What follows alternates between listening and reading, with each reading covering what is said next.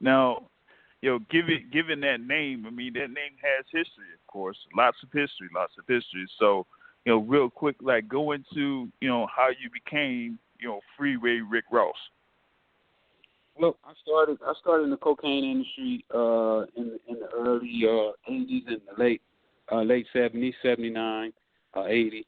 I started with $125. Before I got arrested at the age of 28 years old, I'd had days that I made as much as $3 million in one day. Not profit, but money that went through my hand. My profit out of that was probably anywhere from $400,000 to $600,000 in one day. And I was doing that on a daily basis. I also did that with no education. I couldn't read, couldn't write. Technically, I shouldn't have been in the 12th grade. I made it to the 12th grade, but only because I played tennis, and my tennis coach was able to go and talk to my teachers and get them to allow me to be eligible to play tennis on the team. And had that not happened, I wouldn't have been eligible to play tennis, and it probably would have changed my whole outcome in life. I probably just now would be getting out of prison from the time I probably would have been 17 to 16 years old. A couple guys that I was real tight with.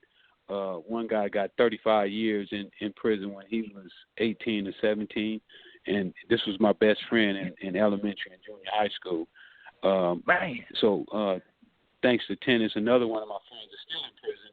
He's been there since he was around 18 years old. So he's been in prison like 35, 40 years already. So thanks to tennis, and allowed me to get to see different things in life.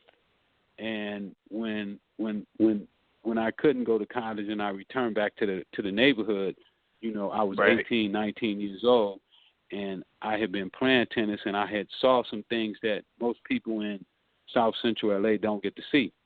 I was a little guy, so I was paid in high school when I was 16 years old. I used to get paid by rich people to come out and be what they call a hit boy, and I would hit with their kids, and I would see how they were taught and how they lived, and some of their techniques. So even though I didn't have the schooling, I was able to mimic and remember some of the things that I saw those people do. Yeah, so you were able to take, what those other kids, had, and was able to, incorporate that to, either your tennis game or, your life or things like that. Correct?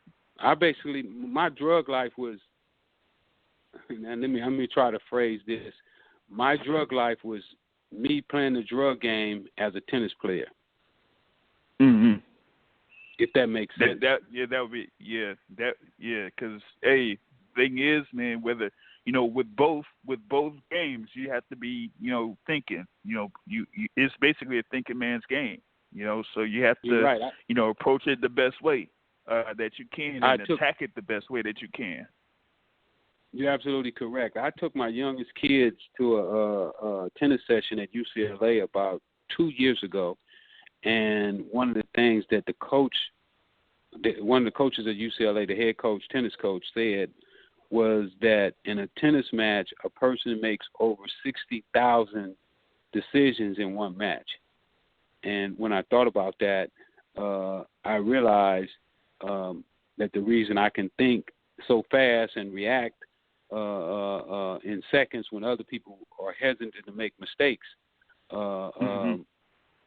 it had to come from that.